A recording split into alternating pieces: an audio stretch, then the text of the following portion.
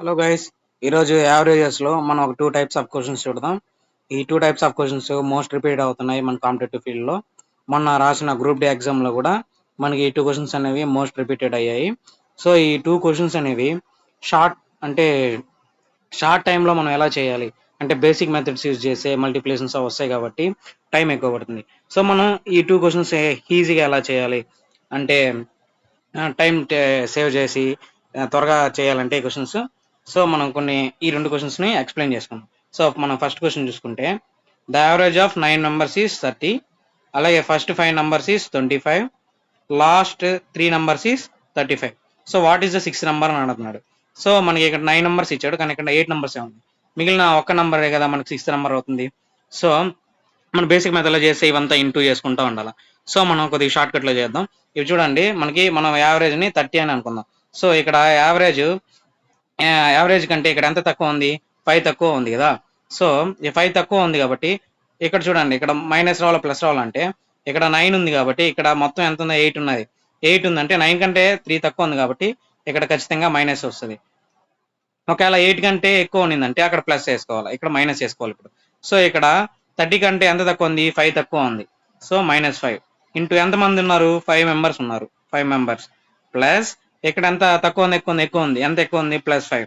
So ఇక్కడ ఎంతమంది ఉన్నారు, 3 ఉన్నారు. So into 3.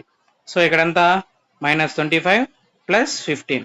సో -25 + 15 ఎంత, -10. సో ఇక్కడ మనకి ఎంత ఉంది, 30. So minus.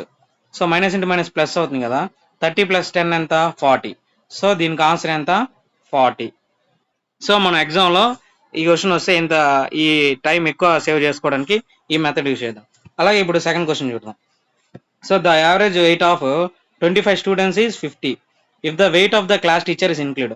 అంటే క్లాస్ టీచర్ వచ్చి కూడా వీళ్ళకి యాడ్ అయింది ఈ 25 members. అప్పుడు ఎంతమంది అవుతారు, 26 మంది అవుతారు.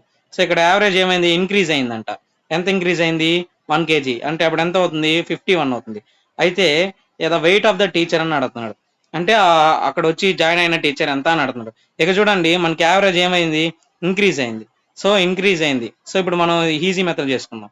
సో ఈజీ మెథడ్లో 50 ఇక్కడ ఇంక్రీజ్ అయింది కాబట్టి 50 ప్లస్ ఇక్కడ ఎంత ఇంక్రీజ్ అయింది, 1 ఇంక్రీజ్ అయింది, 1 kg.